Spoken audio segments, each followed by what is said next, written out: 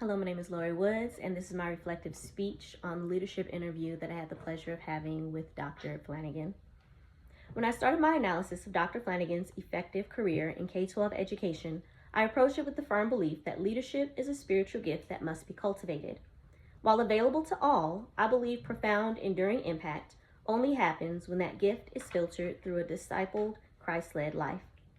We know as Christian leaders we must be led by Holy Spirit, and that without His direction we are simply operating on our own limited wisdom, and the ultimate outcome will be fruitless where it truly matters.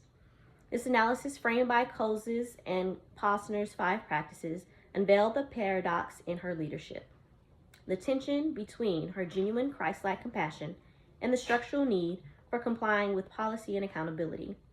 In fact, it made me reflect on the 9 leadership traits and their warning that most attribute lists offer only platitudes and expectation or action, focusing on what a leader does rather than the core character that reflects who a moral leader is.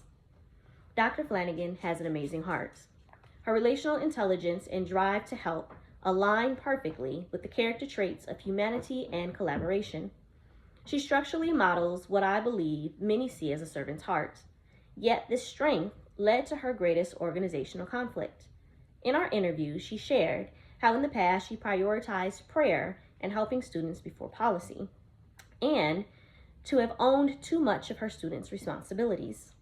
Her choice to constantly step in and rescue people, while compassionate, became surface level actions, at times covering the shortcoming of not cultivating competency and self-determination in her students. By assuming the role of perpetual solver, she accidentally created learned dependency, which is the ultimate violation of enable others to act. My key takeaway here is that true Christian leadership requires us to stop needing to be the solver, even when the motives are pure. We must use judgment to establish accountability, and accountability isn't anything harsh, but rather an act of service, fulfilling our purpose as leaders to release power and elevate others to capability, not keeping them in a loop of dependency. Dr. Flanagan's second strength is her infectious drive as a trailblazer. She truly embodies challenge the process, quickly jumping in, implementing new ideas, and learning from mistakes. However, her failures to successfully get everyone implementing new plans happened because she moved too fast for her team, reminding me of the necessity of temperance. Her immense drive didn't matter when those around her were not ready to move forward with her. This is exactly what Cotter talks about with the change problem. If you rush, you miss the vital steps needed to anchor new approaches. Dr. Flanagan's speed created anxiety instead of unity and a shared vision. My personal takeaway is that my own drive must be filtered through obedience. If I go by my own limited wisdom, I will not be in step with Holy Spirit's direction or the capacity of my team. I need temperance to slow down and align the pace of change with reality, ensuring my own drive leads to lasting change versus fragmented failure. This analysis has affirmed my conviction that though a gift, leadership must be cultivated, and that character matters because it dictates my why and affects every student I will serve. As I become a teacher, I know I must proactively apply these lessons. 3 ways that I can apply them is 1, cultivating courage in students or enabling others to act. I must not be the fixer. When a student comes to me with a problem, a missed deadline, a confusing assignment, my first response should not be giving them a solution. Instead, I'll take on the role of the courageous coach, forcing them to define the desired outcome and identify the sources or resources they need by asking 3 questions. What is the ideal outcome? What is the single hardest step? And what do you need from me to lead this resolution yourself?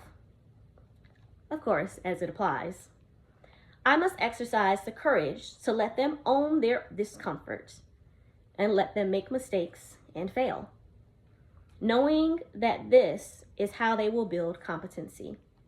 2, by pacing innovation for student mastery, or challenge the process and temperance. I won't just introduce layered skills because I'm the teacher and that's what's on the schedule. I will use Temperance to break down lessons and assignments into small incremental milestones and ensure I circle back around to students who may be learning at a slower pace. I will make sure any reward system does not appear to only value mastery, but also rewards gradual progress in hopes of ensuring every student feels encouraged and valued for their efforts. And 3, modeling policy-first judgments, or model the way. In my classroom, I will make policies understandable, explicit, and visible. Before making an exception based on humanity, I will review the policy first and be intentional about making sound, fair judgments, thus modeling to students that integrity means aligning actions with shared rules and that exemplary Christian leadership is compassionate yet consistent. This study has brought to light the necessary implementations to move beyond good intentions for my future students to putting in place personal policy to execute the 5 practices of exemplary leadership.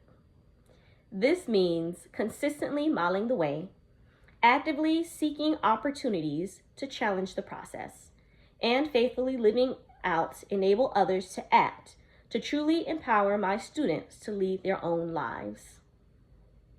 Thank you.